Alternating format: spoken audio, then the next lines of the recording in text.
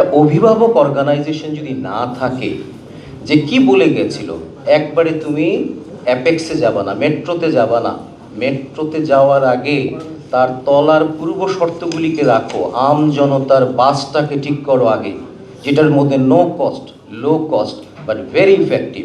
Metro সব জায়গায় যাবে না, কিন্তু গণপরিবহন সব জায়গায় বাস হিসাবে যাবে, এটাকে বাস রুট ফ্র্যাঞ্চাইজ করো, এটার জন্য পয়সা লাগবে না। কিন্তু আমরা দরদের কাজ না করে একবারে চলে গেছি মেগা প্রজেক্টের মধ্যে।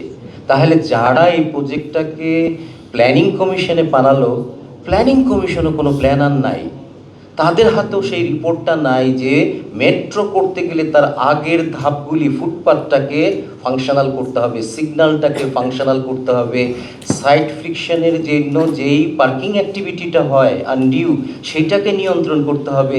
এই ইফেক্টিভ ট্রাফিক ম্যানেজমেন্ট করে তুমি ক্যাপিটাল ইন্টেন্সিভ বিনিয়োগে যাও। প্ল্যানিং কমিশনও প্ল্যান আর নাই। সো আমি আর দীর্ঘায়িত করব না, যতগুলি স্টাডি হয়েছে সেখানে যদি আপনারা সুপারিশগুলি দেখেন, বলে শেষ করতে পারবেন না, এত সুপারিশ, এত চমৎকার সুপারিশ ছিল। কিন্তু এটার যেহেতু কোনো কাস্টোডিয়ান নাই, প্ল্যানিং কমিশনটা পুরো পৃথিবীতে বলা হয় অ্যাপেক্স অর্গানাইজেশন। যেই বাস্তবায়ন করুক না কেন যে কোনো প্রজেক্ট, সে প্ল্যানিং কমিশনে পাঠাবে। প্ল্যানিং কমিশন ন্যাশনাল যেই ডিজায়ারগুলি আছে, যেই পলিসিগুলি আছে, এগুলিকে হারমোনাইজ করবে, কিন্তু সেখানেই প্ল্যানার নাই।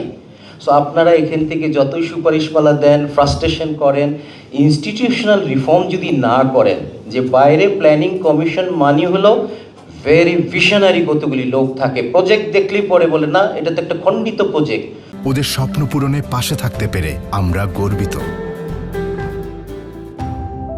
আমার তো মাল্টি মোডাল সিস্টেম করতে হবে, রেলকে কিছু দিতে হবে লোড, নৌপথকে কিছু লোড দিতে হবে, সড়ক থেকে তাহলে অফলোড হলে ব্যালেন্স ট্রান্সপোর্টেশন সিস্টেম হবে। সেই ধরনের ডোমেইন নলেজওয়ালা যদি লোক না থাকে, তাহলে সেক্টরাল ডেভেলপমেন্টের মধ্যে যে কোনো প্রজেক্ট দিলেই পাস হয়ে যাচ্ছে। সেই জায়গাটার মধ্যে কাঠামোগত সংস্কার করতে হবে। এবং শেষে বলবো, আমাকে যখন আহ্বান করা হয় এই প্রজেক্টের, এই ট্রান্সপোর্ট সেক্টরের টাস্ক ফোর্সে, যে কি করণীয়, আমি কিন্তু দরদ দিয়ে 3 মাস লাগিয়ে একটা রিপোর্ট জমা দিয়েছিলাম এই সরকারের কাছে, নির্দলীয় সরকার, যারা অনেক কিছু করতে পারতেন। কিন্তু আমার মনে হয় না সেই রিপোর্টটাও কেউ খুলে দেখেছেন। ফ্রাস্ট্রেশনটা এই জায়গা থেকে এই কারণেই বলছি, কিছু হবে বলে মনে হচ্ছে না। কারণ যা দিলাম, কোনো এটা পাবলিক, যে যারা গভর্নমেন্ট থাকে আর কি, পলিটিক্যাল পার্টিরা থাকে, তারা কখনো কিন্তু ট্র্যাডিশনাল জিনিসটাকে রিফর্ম করতে চায় না, সবাইকে নিয়ে মিলেমিশে থাকতে চায়।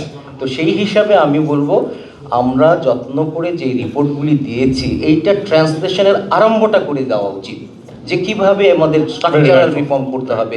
তাহলে হয়তো এই ধরনের, এই যে আমরা ইনপুটটা দিচ্ছি, কোয়ালিটি টাইমটা দিচ্ছি, কিছুটা হলেও কাজে দিবে।